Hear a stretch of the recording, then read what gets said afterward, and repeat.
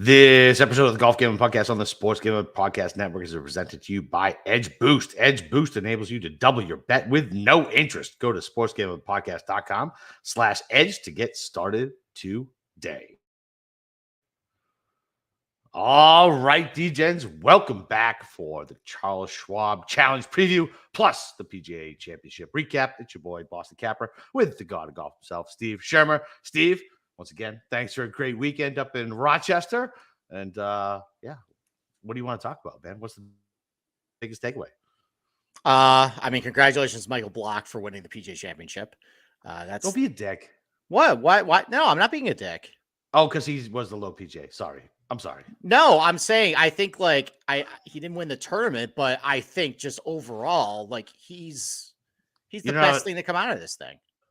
You're not on Twitter, man. So people are just hating on him for I don't even know why. Yeah, that's not hating on him. I was legitimately just. I know that's why I apologize. I was defensive because golf Twitter, and guys who I respect, like Saul Goodman, fucking Kobe DeBose, like guys who I respect, Outright King. They are just going fucking insane, shitting on this guy. And it's like, listen, man, all the PGA stories that they stick down our throats with these vignettes that they do fucking every goddamn weekend.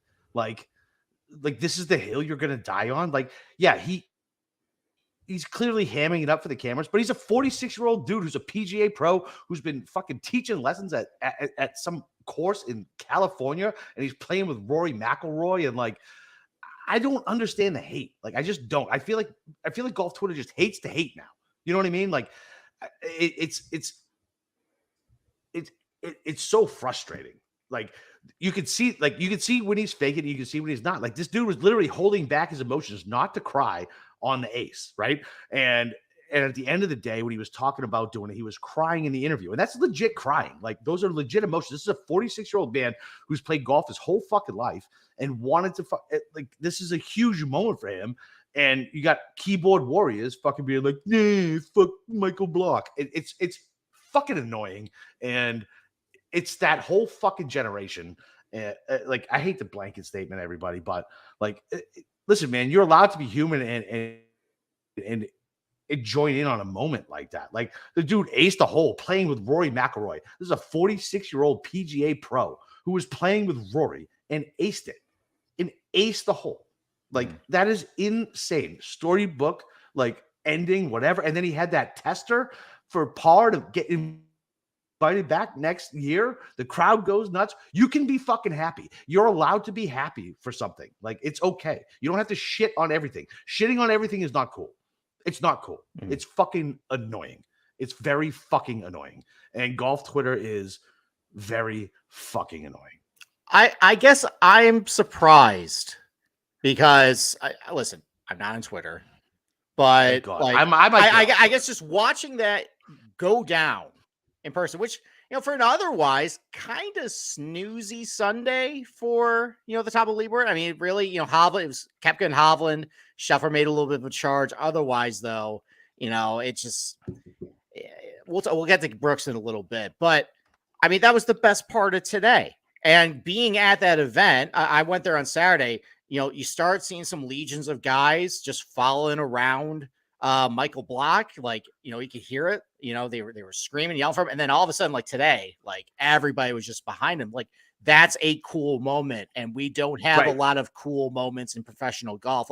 And I don't even really understand, the hamming up of some of the stuff. He's engaging with the crowd a little bit. He's acknowledging them. Don't we want these guys to kind of be human and show emotion? Maybe do some of that stuff instead of just be robots 24/7.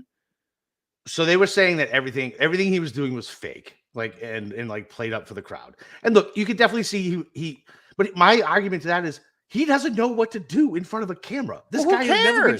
That's what. That's what I said too. I was like, listen, fucking all these guys are faking in front of cameras. He's just not good enough yet because he's not in front of them. So it seems worse, right? They're like, oh, he didn't know this. He didn't know that. He didn't know Roy was going to be his playing partner.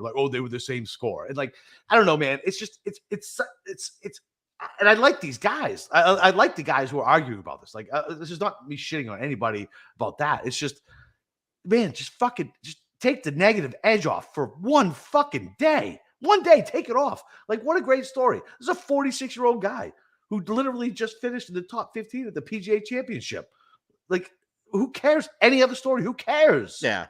I mean, look, like, if you can't enjoy a guy who basically just works at your golf club going to a PGA Championship and beating the likes of Dustin Johnson and John Rahm and all those guys and shoot one over on a very, very, very difficult setup. I know today was very easy because it rained a lot, but the first 3 days were an absolute disaster. And having those two up and getting the ace on the biggest party hole, but that was the party hole. Fucking amazing. That was the party hole of everything. They had all the hospitality tents right there. Everybody was around there. It was a great viewing area, and everybody was pulling for him. And he dunks it on the fly, and then gets up and down from 120 yards to say par on 17, and then has a ridiculous up and down on 18. That is such a tough shot he just pulled off there with a lot of pressure, which, I don't know if he knew if he was actually, getting up and down to. He knew. All right, well then fine. And then, the interview afterwards, you could see the emotion, and, then you got the video shared with him. Like, I if you can't enjoy that, I don't know. How do you hate that? How do you hate that? It makes no sense. It makes no sense. And I get that people like I said, like I get how they think it was kind of like fake but here's the deal.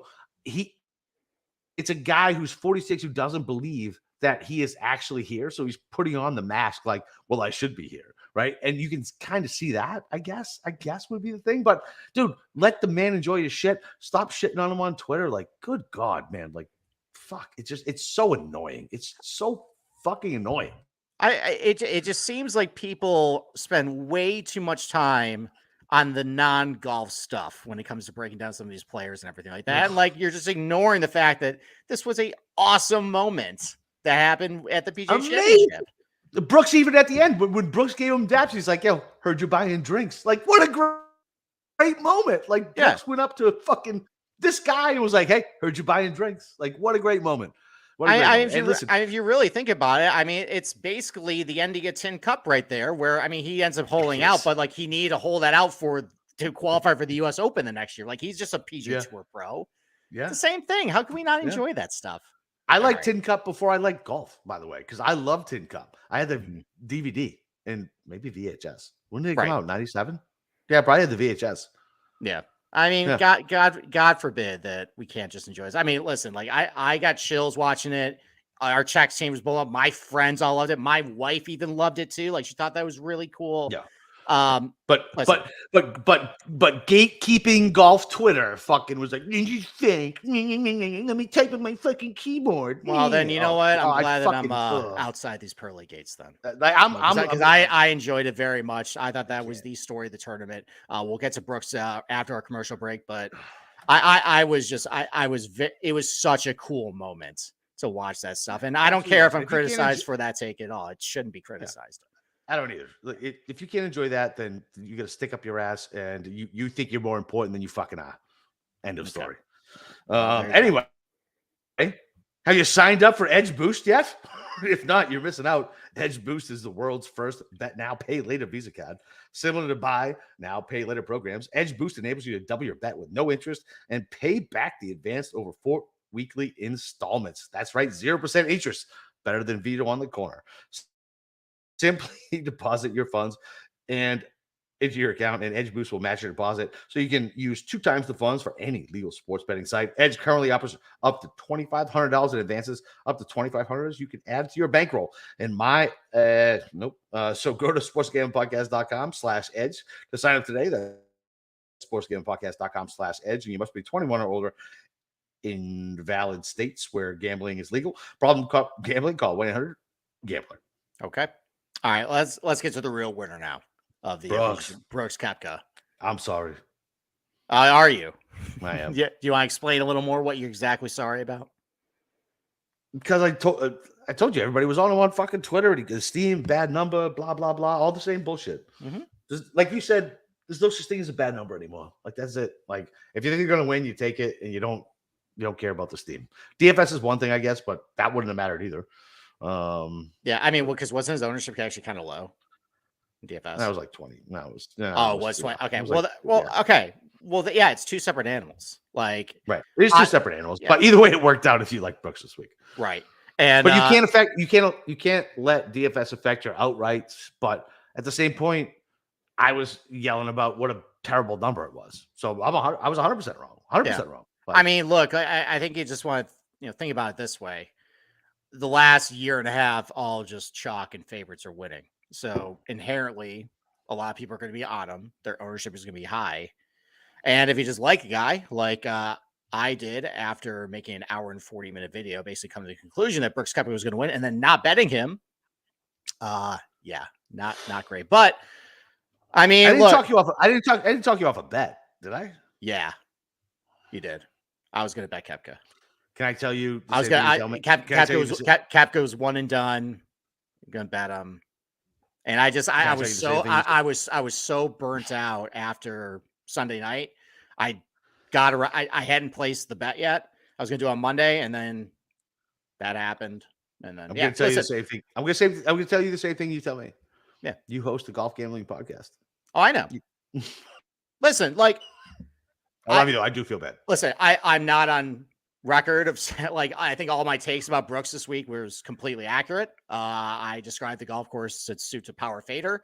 He was the first guy I mentioned at the end of the video. I had a positional on him. I came out in very strong support on the DFS show we had. Very strong support when Kramer picked him for outright and for his DFS lineup. Look, it's fine. It just, I can't pick everybody, and I'm human sometimes, and that's what happens. So I'm cool with the outcome. I mean, it is what it is. I mean, I don't bet life-changing amounts anyways. I'm actually more here to just serve you guys. And I hope you don't tail my picks. I hope you just kind of listen to me and you kind of like make different connections that maybe I don't make. So, otherwise though, I'm very happy that Brooks Koepka won. I mentioned me too, man. Golf is so much better when Brooks is here. It is. He so is much better. He has the ability, and this is why he was so good before. Like when he made that mistake on 6 today, just blasting. And by the way, his driver was really loose today. Super loose. Yeah, it was. He had that really bad right miss going. And then he double crossed after that. Yeah. I was like, oh shit, he's missing both ways now. Right. Oh no. But what's so great about Brooks and why he's good in majors is when he makes a mistake, he's like, okay, how do I say par? How do I say bogey? He's very efficient in that manner. And he did that on 6. He did that on 11 on a horrible lie in that bunker. He made a mess a little bit of 13, ends up making par there. Hits an awesome shot on 16 to just step on Victor Hovland's throat after he pulled a Corey Connors. I couldn't believe that happened again for the second day in a row, by the way.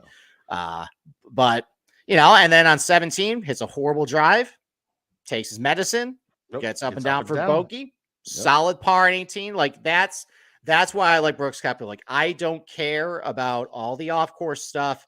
I don't care about the full swing stuff. I just kind of enjoy watching a guy just grind like that. And there's some tension with it too that I enjoy. It's like, okay, how is Brooks going to kind of get out of this and say par and move on to kind of hold these guys at arm's length? And I mean, like for kind of how loose he played today, shot 67. Which is it just shows how good that guy is. And just looking at stats for the event, plus 3.7 tee to green, plus a stroke putting. He was second to green, tee to green, third around the green, 15th putting, 7th with approach, 9th off the tee. Just complete performance, which is really what the PGA Championship is all about with these setups now. You just got to have your A game with pretty much everything now, which is tough, no nonsense golf. Yep. And it's a worthy champion. I'm glad he's back. I think you could see it at the end there. Give him the big hug to his caddy. Great hug, dude. That was like the caddy went in for like, oh, I'm gonna give you daps, and then Brooks like gave him the hug. Like I fucking got it. I know.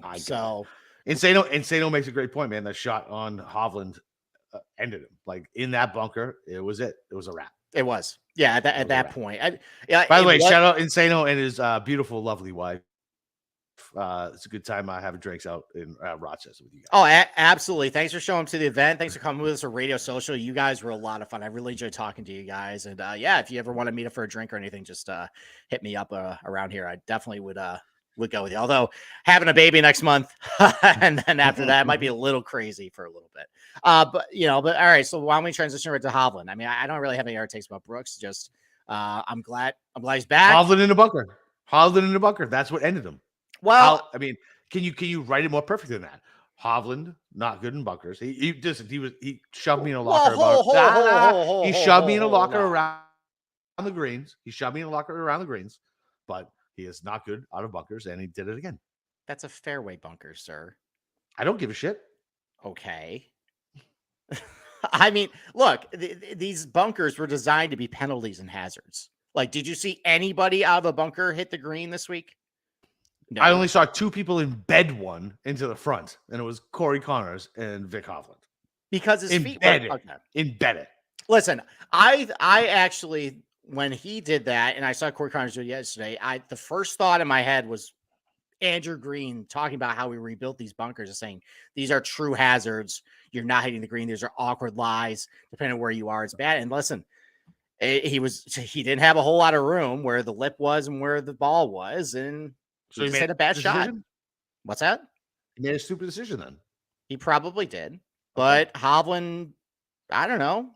Maybe he probably should have took his medicine. You're right. But Hovland is a guy who sometimes has questionable decisions. Like we saw it at the Riviera in February. He's the only one who tried to go down, I think, 17 on that hole. And that didn't really work out well for him. Finally, he abandoned that. But look, another example of Hovland in the mix. And actually, he was 12th in strokes gained around the green. He did okay. Yeah, he did okay. He did. He had a lot of good bunker shots, a lot of good times where he kind of saved himself. What's he going to be 18-1 at LACC now? Yeah. I mean, he's playing in a Colonial, so I think he's going to be pretty popular for that. He's definitely going to be very popular for the U.S. Open, which is, by the way, in 3 weeks. So is it fucking 3 weeks? Yeah, it's Father's Day weekend's coming up pretty quick. Yeah, we only have Charles Schwab. Birthday the same weekend. It's actually a pretty good stretch of golf. We got Charles Schwab, which is actually a pretty good event field this week. We got the Memorial the following week. Canadian Open is going to be a terrible field, unfortunately. It'll be nice. That's Jeff's home court. No. I'm not ripping the golf course. I just think there's a lot of guys playing. Connors will play. Svensson will play. Okay. Can I finish? Let me finish. A lot of guys playing Colonial. Memorial's an elevated event. Some guys got to take a week off. So maybe you'll probably get a couple of RBC guys, but it otherwise though, I mean, it might be a tough scene. Which golfers laundered money for the drug cartels for RBC? Because they've been hit with numerous fines for that. I mean, it used to be Dustin Johnson, but they no longer sponsor him. No, he snorted the drugs from the cartel. Oh, he wasn't. Sorry. He wasn't laundering. He was money. The end user. Okay. Exactly. Allegedly, by the way. Allegedly. Allegedly. Anyway, all right. So cut that. Allegedly.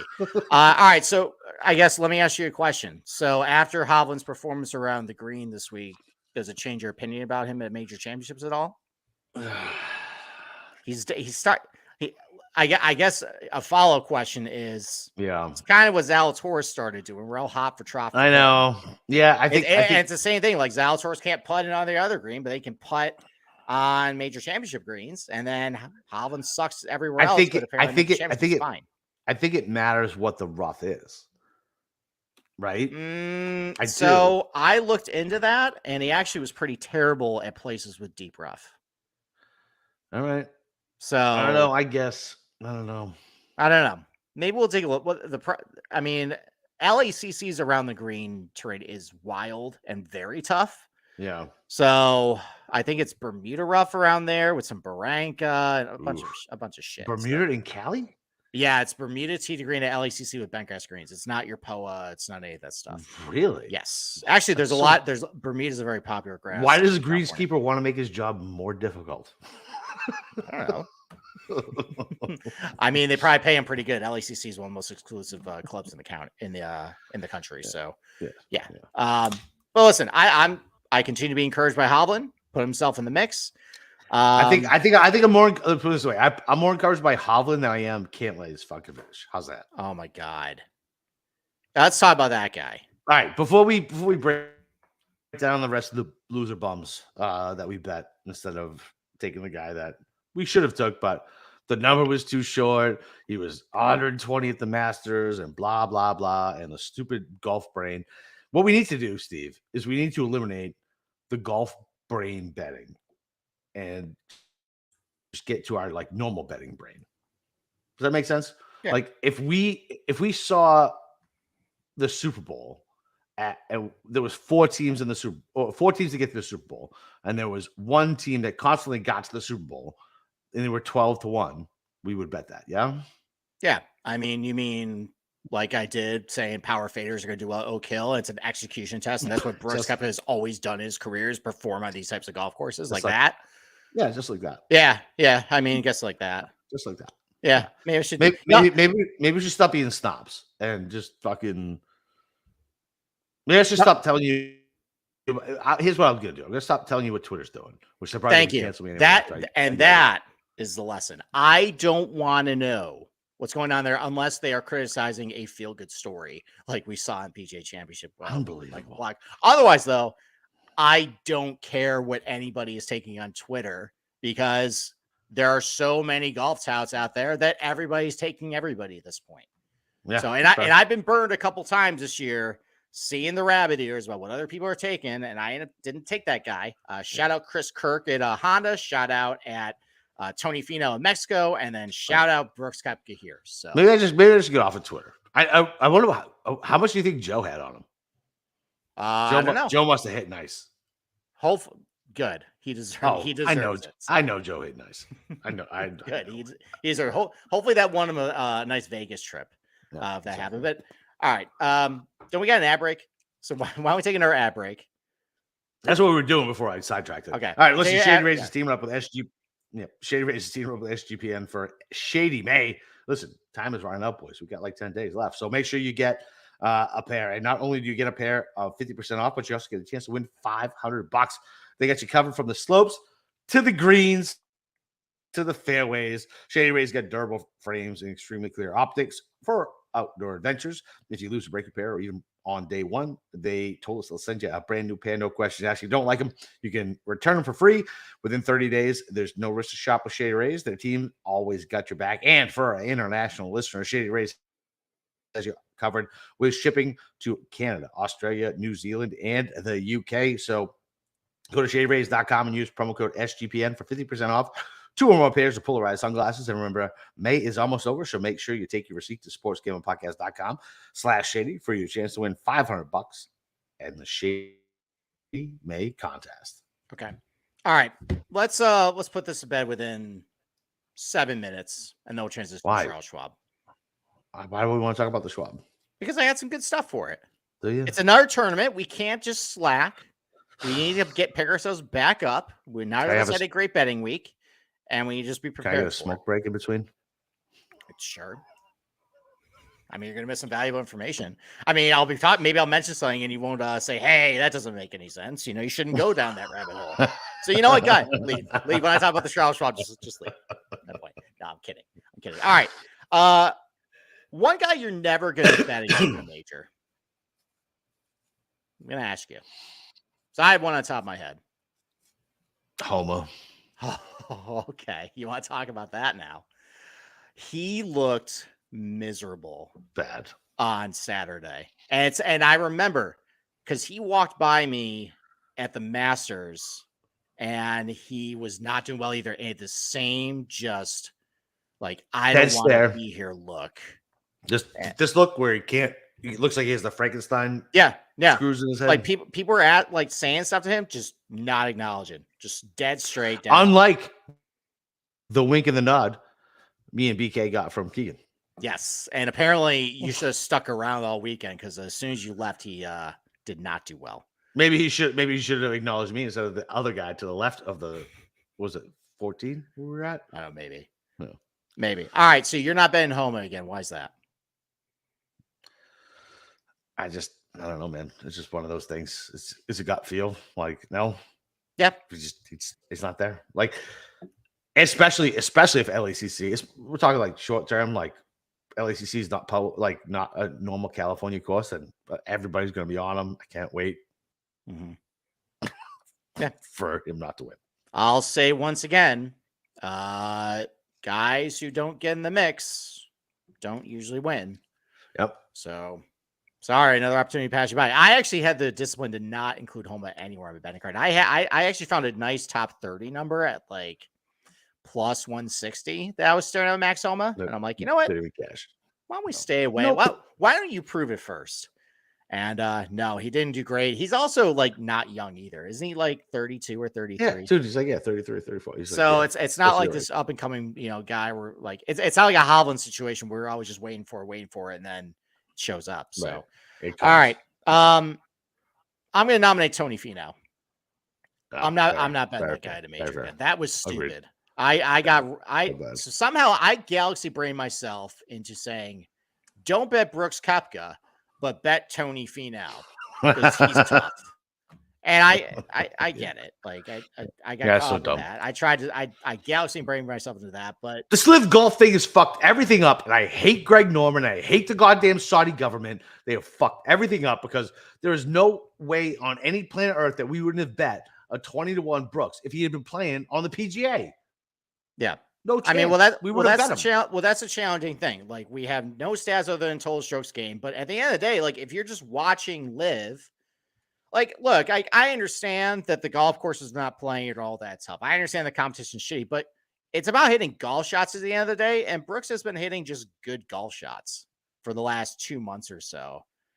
Like at that point, you just got to kind of look at the eye test and just trust that, hey, the guy's playing well. He's going to a golf course that should all like fit his perfectly. And then it just happens. So, I mean, my biggest miss was probably Bryson. I just immediately dismissed him. And, thankfully I said on the Friday show that he wasn't going to win, but he was way better than I thought he was going to be. I thought he was going to implode on Saturday. And, no, he definitely did. Led the field in strokes gained off the tee, first in driving distance, 9th in fairways hit. That is definitely the biggest surprise for me. So, what this stat line shows me though, is he looks like the post-COVID Bryson, where like he was bigger, but he wasn't like huge at that point. Right. But he was driving it really straight and he was hitting his irons right. He was hitting a lot of fairways at that point too. Like it was like what we wanted. And then he like really started chasing distance like too far. But like I'm very encouraged by this new Bryson. I thought he looked good. Yeah, we followed him around for a little bit. He looked pretty good. No, we followed Keegan around and Bryson happened to be there. That's true. That is true. You got up and close and personal with him as well. Let's see. Xander, another kind of fucking Sunday good weather finish, backdoor fucking top 20. Yep. Cantlay the same thing. Xander's never winning a major. Yeah, I don't think he is either. No, never. No, like it's like you look at some of the guys who have won, they always have kind of an edge to them. Like Koepka's always won. Like JT's got a little bit of an edge to him on the golf course. Like Shane Lowry's kind of a hard ass. Like all these guys kind of edge it, and just Xander's just kind of like, nice guy joking up with DJ. By the way, all day. By the way, maybe he's going to live. Who knows? Xander to live. Reported here. I mean, look. You go to live, you can still win major championships. That's a pretty good selling point. It's facts. So, not a bad plan. Yeah. Except that thing's gonna be folded in 2 years. And the PGA will be fucking ridiculous. See how I use the right R word? You see how I used it? Thank you. If they didn't bring these guys back, the Live Tour is gonna be done in 2 years. Yeah, it is. End of story. Bring everybody back. Like seriously, if you're getting preempted by Blackish, which by the way, love that show. Like top 7 or 8 sitcom that I've seen for network television. Love it. Fucking Anthony Anderson. Genius. But yeah, there's no fucking chance. There's no fucking chance that Live lasts more than 2 years. No chance. No, I think they all had 3-year guarantee contracts. I think at the end of next year, if they don't have a real TV contract, I think they're done. It's a wrap. Yeah. All right. So back to Cantlay, by the way. So a couple of things I want to say. I got suckered into, he's been kind of getting in the mix of some major championships. I'm gonna try. Actually, you need to electrocute me if I make that take. Okay. Because as soon as I saw his bucket hat on Saturday, I knew we were not getting a good Cantlay run in us. No. Okay. Guys in bucket hats don't do good. Don't win. No. So, and also there, I mentioned this to Kirshner. I got some pushback on it that, yeah, we say Cantlay's really good on bent grass, but I don't think he's very good on bent grass major championship venues. And I got pushback. Okay. So, all right. So here's the data. So we don't have everything, but I have all the major championships that he's been on bent grass. Okay. All right, 2018 PGA Championship Bellerive, he gained 0.1 strokes per round, so 0.4 total. Okay. At the 2020 PGA at Harding Park, he gained 1 shot total on the greens putting that week. Okay. And the Masters, he lost almost 2 strokes per round. At the 2022 Masters, lost 1.3 strokes per round. At the 2022 Southern Hills PGA Championship, which, by the way, has the same agronomy as what we're going to see at LACC. That might be a red flag for Cantlay. Lost 2 strokes per round with a putter. 2023 Masters, he hit the ball great and was terrible on the greens. Cost him there. And then in this tournament, he was 44th in the field in putting, and he gained about a quarter stroke putting per round. So maybe we overrate the bent grass thing with Cantlay when it comes to like bigger, tougher greens. Okay. Might be something to just think about later. All right. Otherwise, though, just going down the leaderboard here, JT was pretty bad. I don't really have anything else besides I got one more question to ask you. Scott. Sorry to cough. So Brooks has to be on the Ryder Cup team, right? Absolutely. Yeah. Absolutely. Dude, he might qualify. He might qualify with points. I don't know how that works. I was actually thinking about that earlier today. I was talking to Tommy because I was at Tommy's house, and I was like, "Yo, he's definitely going to qualify with points round. He will be a top 7 getter." He finished second at the Masters, fucking won the PGA. How is he not top 7 in points? Yeah, it should be. It should be enough at that point. And how do you make him not on it? And then what does that do for everything else? Well, so here's the thing too. So it's not the PGA Tour that controls the Ryder Cup. It's the PGA of America. Right. It's the PGA of America. Right. And he just won their tournament. Yeah. He's going to be eligible. It just really depends on what Davis Love. If Davis Love has too much of an influence on Zach Johnson there about his captain's picks, or those guys can get pulled by horses across. Like, who cares? Like, nobody gives a fuck about them. We want the players. We don't care about the captains. We talked about this on the course. I was like, yo, I agree. It should be. I can't remember who made the point. It definitely wasn't Immelman. Who the fuck was it? It was somebody. It was like, it's not about what tour you play on. It's the best Europeans versus the best Americans. Yeah. And the story. It doesn't matter what tour you play on. Yeah. No, I agree. He should be on it. I wish DJ had a little bit of a performance. But if he's doing okay, although I don't think he's going to qualify. I mean, bad finish in the Masters. Yeah, bad finish. Yeah. What happened? He had such a good start. No idea. I thought he was going to beat Brooks in a matchup. Just that's the problem. Maybe I need to get off Twitter, man. Like, because I literally was like, no, everybody's on Brooks. I go the opposite way. I mean, we got a social media coordinator, great producer right now to handle all of that. It's true. Maybe I get off. I mean, we're just the monkeys with the symbols at this point.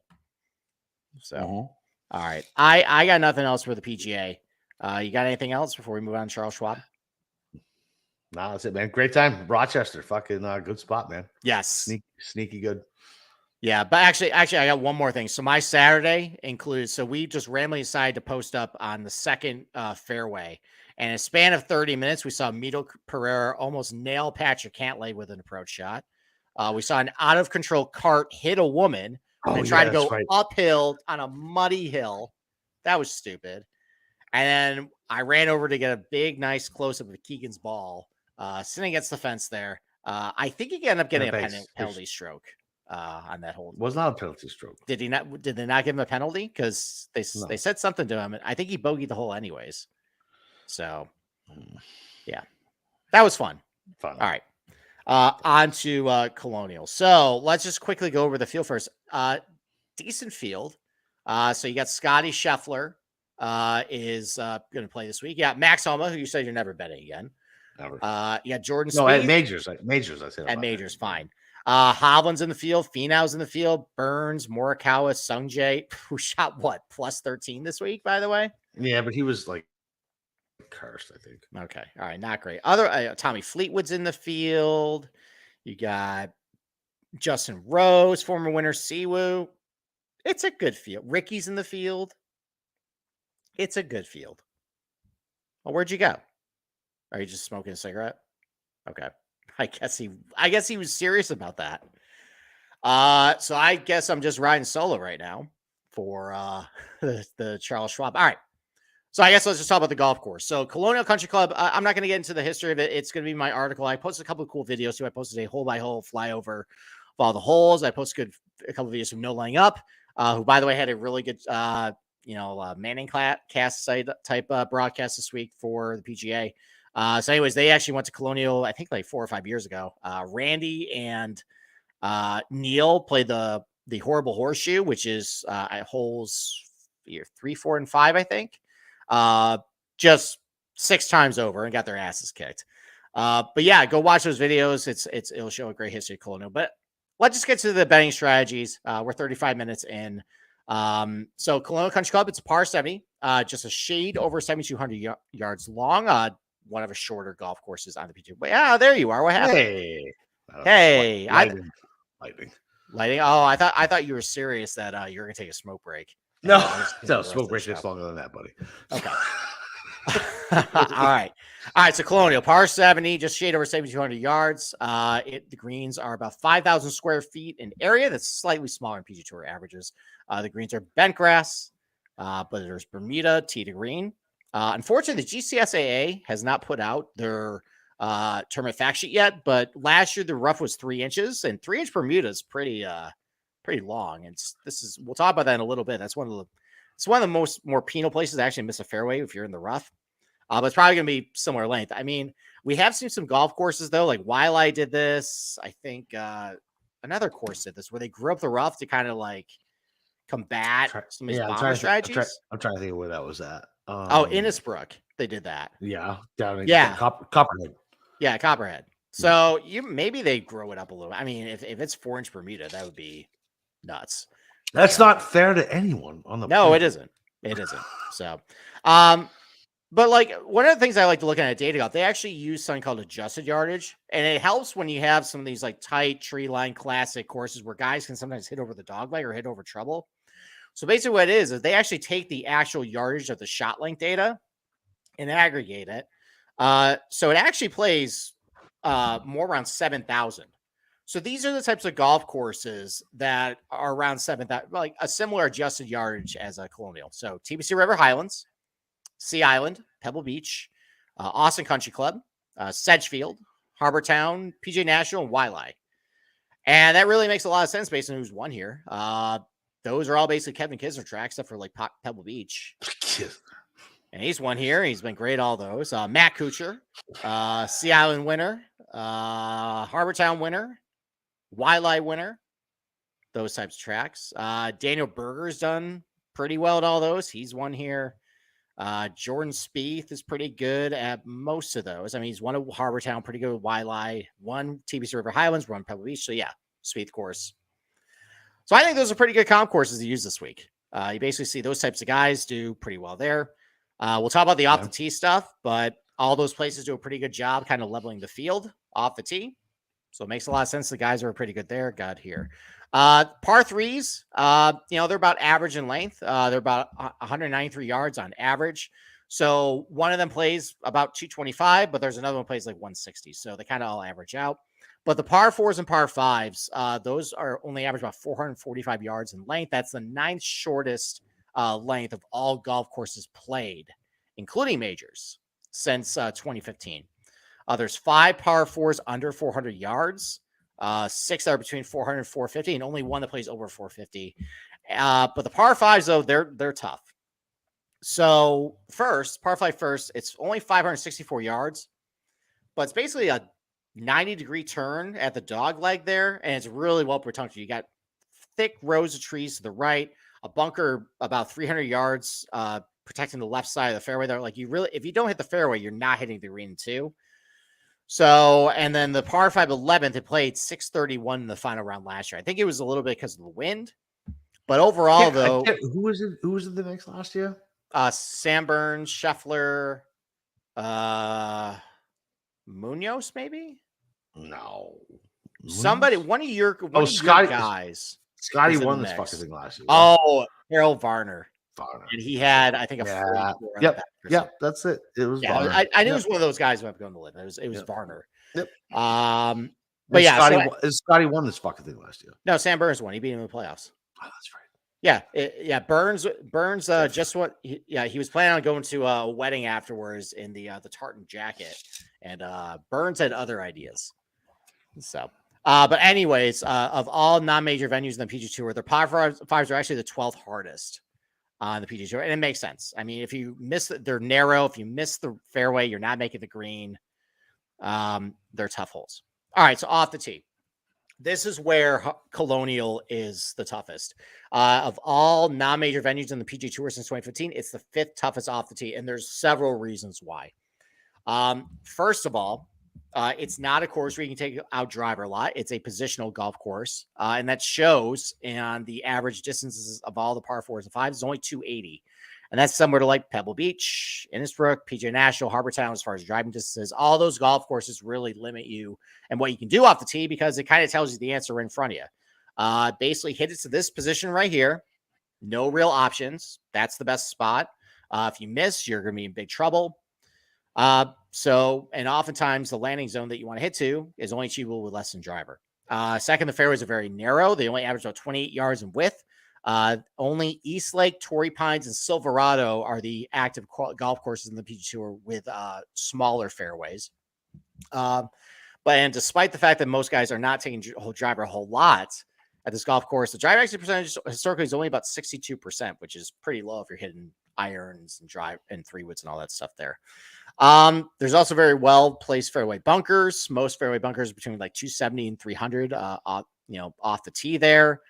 They're also like on both sides of the fairway, so there's really nowhere to miss. And like we mentioned, the Bermuda rough, really thick, 3 inches. You get really dodgy, inconsistent lies when you do it. So, the last thing, and I'm going to start incorporating this because it worked out really well at Oak Hill, and then I just didn't follow my own advice. How about we talk about tee shot shapes? Okay. So of the 14 par 4s and 5s, 7 of them will favor a fade for a righty off the tee. Only 3 are going to favor a draw. But on some of those holes, guys definitely have the option to take it up top over the dog leg. I know on 18, you can take it up top over the dog leg, hit a fade. I know on number 2, you can do, or number 3, you can do that too.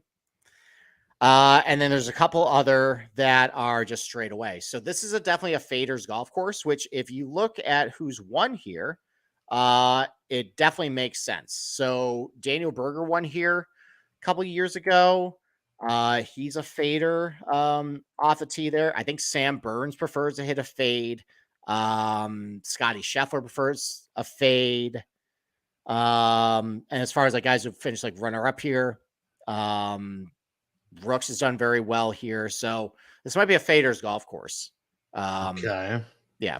So that's something to maybe keep in mind. You got guys like Hovland in the field. You have Morikawa. What do you think about Hovland's Hovland's headspace coming in after being not literally, he didn't shit down his leg like he normally does up until like the third to last hole? Do you think that helps him or hurts him? I mean, it's a similar spot than what he was after the Masters, right? I guess. Yeah, he was 3 back heading into that. He was legit right there, going shot for shot with Brooks, and then put it in the bunker, embedded it into the bunker, and then fucked himself. Well, if you remember the Masters, he had that hot Sunday morning to finish his round, and he was only 3 back. So he had a lot of momentum heading to the afternoon. 3 back's different than final group and fucking like that's what I'm asking. It's a similar mindset as you were in the mix and it didn't go well. So at Harbour Town, he had being first round leader, and I was like, great, I got an outright. It's cool. And then he shot 80 on Saturday when everybody was shooting like 63s. So, okay. I mean, we'll see. Sometimes it might be a confidence booster. Sometimes it isn't. But I think I'm going to try and actually stick to my plan of, okay, maybe take some guys who actually tend to hit fades off the tee. Like, Finau is in the mix.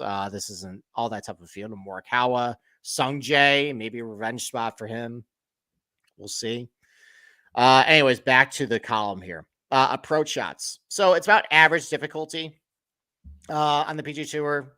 There's not really a whole lot stands out either from shots under 150 yards or over 150 yards. The green regulation rate is about 63% since 2015.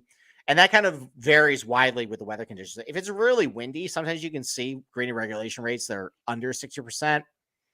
But sometimes, like I think the Justin Rose year, where I think he won at 20 under, it was soft. There was no wind at all. It was like 66%. So check the weather forecast. It's looking like it's going to be hot. I didn't see a whole lot of wind in the forecast right now, but that definitely could change. But more importantly, though, here's the proximity buckets for what you want to look for. So under 100 yards, only 8.7% of your shots. So I think that's about maybe 2 shots around, possibly.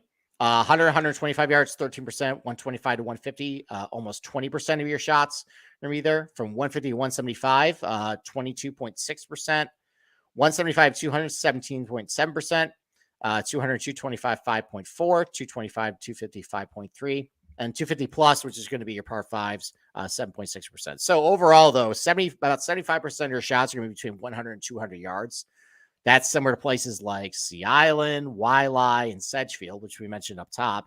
It's just really a big test of your short to mid irons at that point.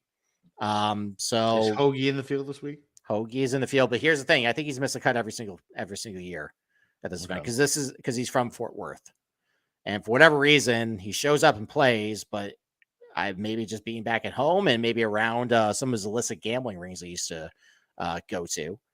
Maybe that just distracts him. So, hey, man. I thought that joke was going to land a little better with you. That's fine. It was fine. To be fair, I got distracted. Say it again. Yeah, I got a text from the kid. Go ahead. No, say it again. No, I'm not gonna repeat the joke. But I want the joke. You can listen. No, you can listen. Now I got to listen back. You can listen back. Okay, sorry. Got a text from the kid. All right. Anyways, pro shot. I would focus mostly on just the proximity buckets. They're not all that difficult though if you hit the fairway. But if you do miss a fairway here, though, it's definitely makes the approach shot tougher. So, and I guess it's going back to the off the tee stuff. So there's a 0.35 stroke difference between your score on the hole if you find the fairway and if you find the rough. That's one of the most severe penalties on the PGA Tour. That's pretty significant. It is. I think it's like top 7 difficulty of like all golf courses. Like that includes majors and like one-offs and everything like that. Like you do not want to miss fairways here, like at all. So that's tough. But if you're hitting the fairways, though, the approach shots are, not all that difficult. Same thing we said around the green. It's actually one of the more easier conditions around the green. Maybe that's why Jason Kokrak won, especially because of the fact that it is the easiest bunkers to get up and down from at Colonial. So it's the 10th easiest conditions overall. I miss Kokrak. I know you do. You did, yeah. He's shitty on live this year too. He's just complete. He got his money. He's like, all right, I'm good. Yeah, he didn't give a fuck. Yeah. He was doing blow on that fucking serious show with Pat Perez. We should have known. Allegedly. Oh, please. He's not listening. And even if he was, he would not deny it. Him and Pat Perez were literally, remember I texted you? I was like, yo, what is happening? It was on like PGA Serious. And like they were literally doing lines and fucking going insane. It's fucking nuts. Allegedly. Allegedly. Fine. Anyways, one thing I forgot to mention, by the way, so this is the last year this golf course is going to be as is. As soon as the tournament ends, Gil Hanse is going to come in and basically try and condense a 18-month major renovation and overhaul of Colonial into 11 months. So all the greens are going to get ripped up. All the bunkers are going to get ripped off. All the Bermuda is going to get ripped up too. Like they're redoing the entire thing. It's essentially a Southern Hills type restoration of this place. So enjoy your course history this year. Next year, it might not mean anything, especially on the greens, which we're talking about a little bit. These greens are pretty easy to putt on. Players typically gain a lot more strokes per putt here at Colonial than any other course from under 5 feet, from 5 to 15, to 15 plus feet. I mean, kind of like with Oak Hill pre-renovation, a lot of these greens have kind of shrunk over time. We lost pin positions. Most of these putts are, there's some tiers to them, but overall, they're not all that tricky to putt on. So this is probably something that maybe Gil Hanse might be able to fix. So just high level, off the tee, really difficult at Colonial. Approach shots are average difficulty. Around the green and putting, though, pretty easy. So last thing I'm going to close with is just what your favorite skill sets for this place. So I always post the relative skill set chart of every golf course in my articles. So off the tee, let's start with there. Low correlation of guys who are either long or short that can do well here, and also a lower correlation of guys who are accurate or not who do well, which, is a little backwards from how I said you can't really miss a fairway here. Yeah. Why? I think it's because everybody's so hamstrung off the tee. They're all using kind of the same clubs. It's really just, okay, can you hit it here or not? And it's kind of predetermined. That's why there's a lot of parity as far as guys who are really good off the tee and guys aren't as far as that skill set. And it shows up too with how you actually separate yourself on the leaderboard. Your performance off the tee has a lot less impact on the variation in total strokes in the tournament, basically your ability to separate yourself, than it does on an average PGA Tour stop by actually a significant margin. I think it's just because everybody just has one option pretty much off the tee. There's not really a whole lot of room for, I'm going to hit over the dog leg and get over, to a place where another guy can't, stuff like that.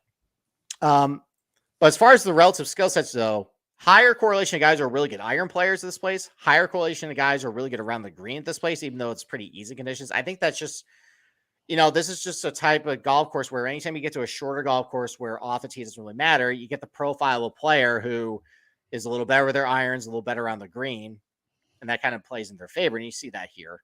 Iron play in the tournament is really important to determining how you eventually do.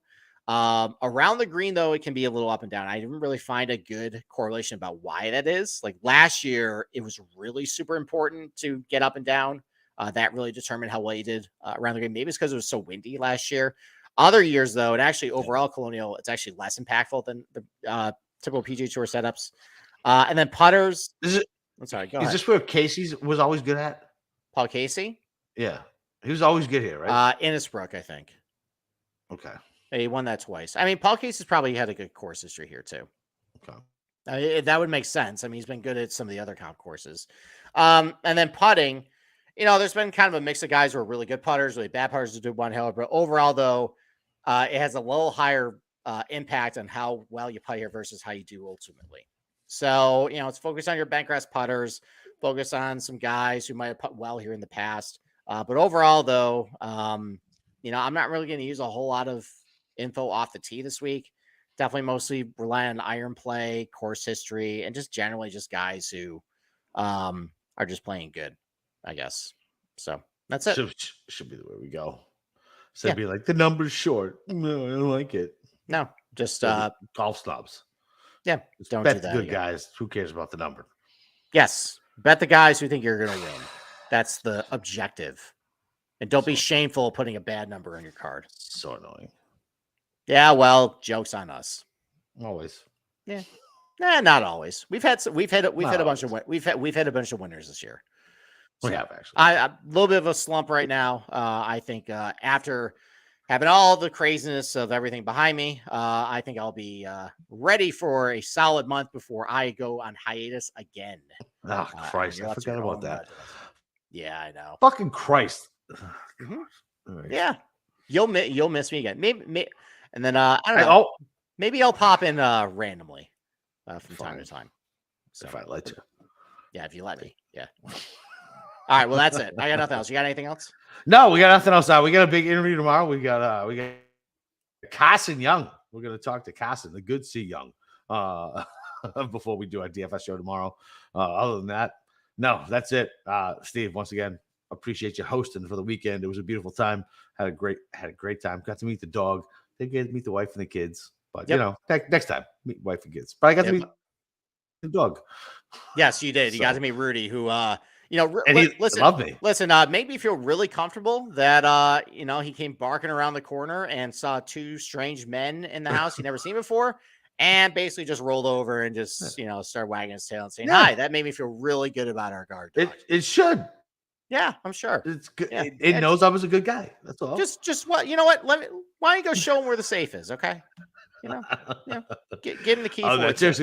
Seriously though, Steve, you did a great time for me and Cam. I had a good time out in Rochester, man. Hopefully, listen, we said next time down in Texas, we have the PGA every year down here. TBC, let's go. Yeah, players, let's go. We'll figure out something for it.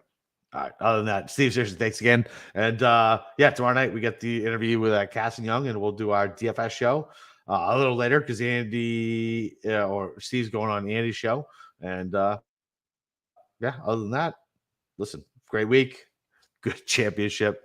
Brooks has more majors than Rory. Suck it.